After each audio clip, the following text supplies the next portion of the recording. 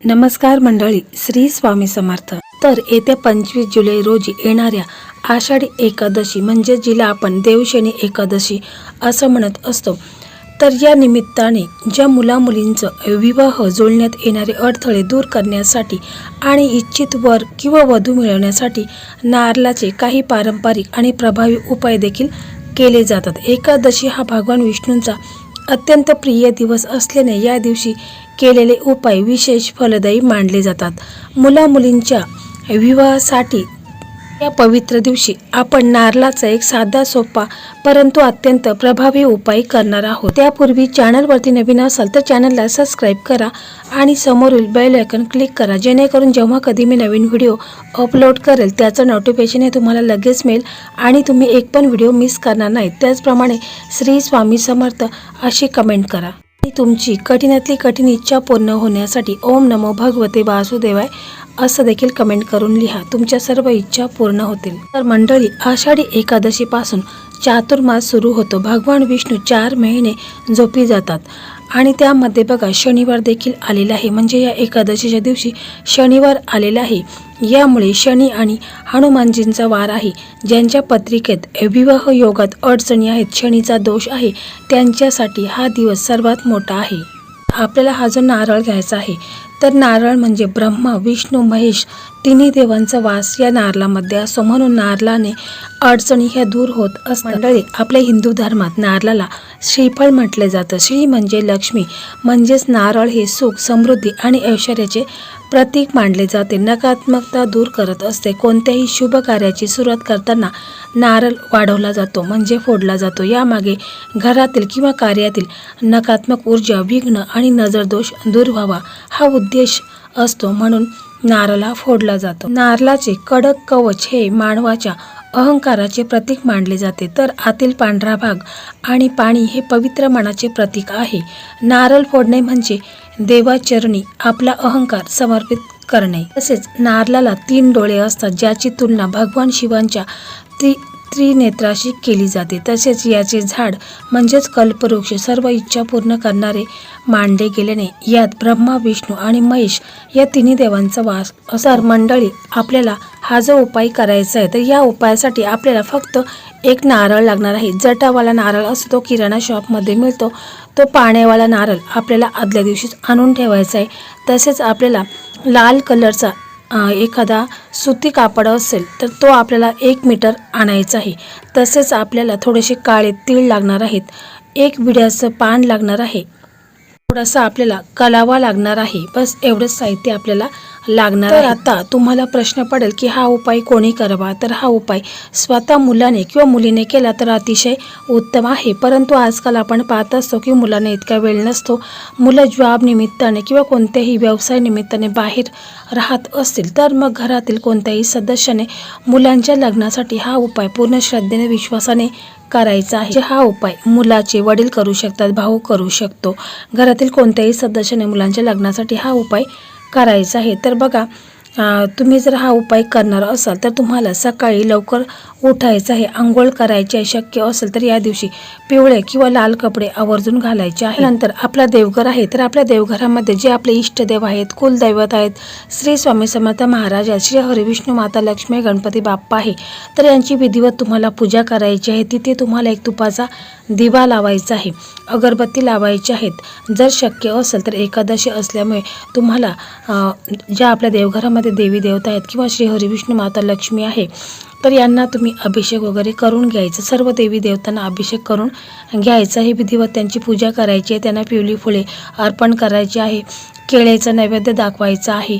तसेच बघा, तुळशी पत्र आहे तर ते देखील तुम्ही श्रीकृष्णाच्या मूर्तीसमोर अर्पण करायचं आहे किंवा बालकृष्णाची मूर्ती असेल तिथे तुम्ही ठेवू शकता. ह्या सर्व सेवा तुम्हाला करून घ्यायच्या आहेत. नंतर तुम्हाला ओम नमो भगवते वासुदेवाय, ओम नमो भगवते वासुदेवाय हा मंत्र तुम्हाला 11 वेळा बोलायचा आहे. तसेच बघा, एकादशी असल्यामुळे तुम्हाला तुळशी मातेची देखील पूजा वगैरे करायची आहे. हळद कुंकू अर्पण करायचं आहे. तुळशीला अगरबत्ती लावायची आहे. तिथे तुम्ही एक तुपाचा दिवा लावायचा आहे. तुळशीभोवती प्रदक्षिणा मारायच्या आहेत. ओम नमो भगवते वासुदेवाय, ओम नमो भगवते वासुदेवाय तुळशीची विधिवत पूजा वगैरे करून घ्यायची आहे. आणि मग त्याच्यानंतर बघा तुम्हाला देवघरासमोर यायचं आहे. तुमच्या देवघरासमोर एखादा चौरंग असेल तर मग तुम्हाला काय करायचं आहे की त्या चौरंगावरती जो आपण लाल कापड आणलेला आहे तर तो लाल कापड त्या चौरंगावरती तुम्हाला पसरून घ्यायचं आहे. त्याच्यावरती थोडंसं गंगाजल शिंपडायचं आहे आणि त्या पसरलेल्या कापडाच्या अगदी मधोमध आपल्याला तो जटाधारी नारळ आहे तर तो नारळ तिथे आपल्याला ठेवायचा आहे. नारळ ठेवताना एक महत्त्वाची गोष्ट लक्षात ठेवा की नारळ ठेवताना त्याची शेंडी जी असते ती शेंडी तुमच्या दिशेने असावी किंवा पूर्व दिशेने तोंड करून असावी. नारळ आडवा किंवा उभा कसाही ठेवायचा नाही. तसेच आता त्या नारळाला साक्षात विष्णूंचं स्वरूप किंवा लक्ष्मीचं स्वरूप म्हणून त्यावर अगदी तुम्ही हळद कुंकू अर्पण करायचे आहेत, अक्षता अर्पण करायचे आहेत. आणि मग त्याच्यानंतर नारळाला धूप दीप दाखवायचा आहे. आणि मग त्याच्यानंतर आपण आपल्याकडे जी विड्याचं पान आहे तो आणि त्याच्यावरती आपण 1 रुपयाचं नाणं ठेवायचं, एक सुपारी ठेवायची आहे. ती देखील तुम्हाला त्या नारळाच्या शेजारी ठेवायचं आहे. त्याला देखील आपण धूप दीप दाखवायचं आहे, अगरबत्तीने ओवाळायचं आहे. त्याच्यानंतर आपल्याकडे जे काळे तीळ आहेत ते देखील आपण नारळाच्या साईडला ठेवायचे आहेत.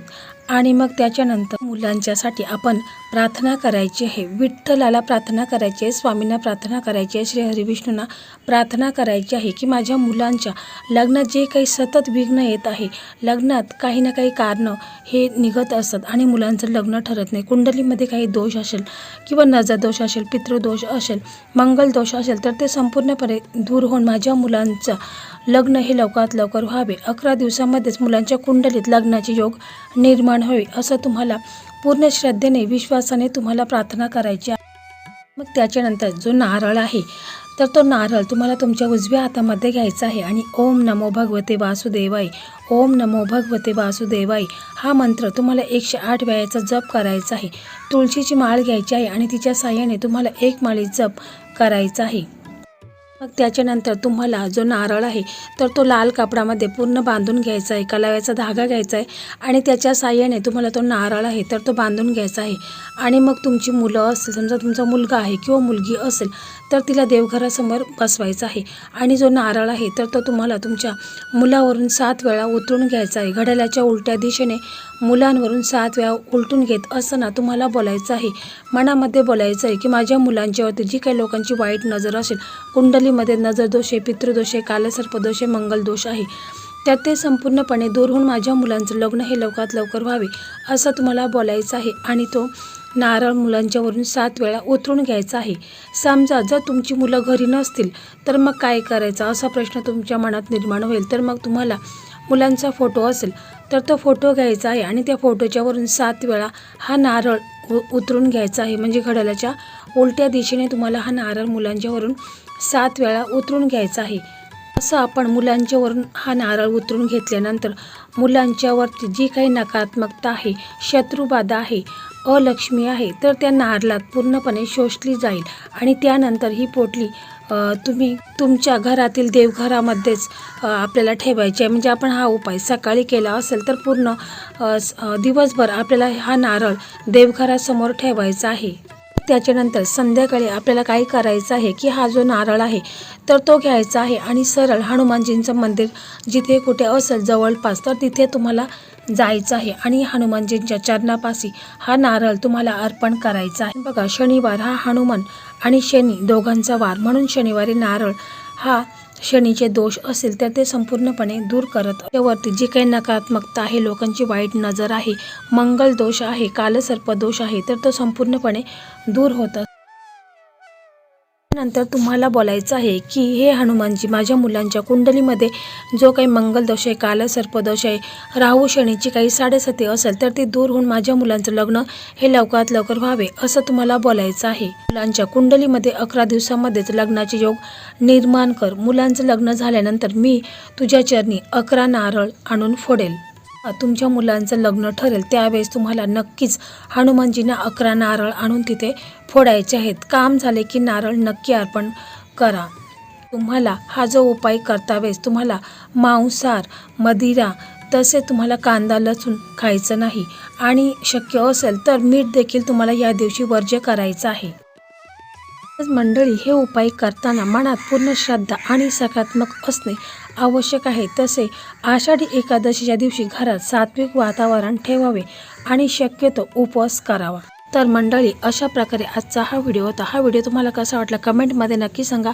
व्हिडिओ आवडला तर इतर तुमचे मित्र असतील, मैत्रिणी असतील ज्यांचं लग्न ठरत नसेल तर अशा मित्रमैत्रिणींना हा व्हिडिओ नक्की शेअर करा. याचंही पुण्यबल तुम्हाला प्राप्त होईल.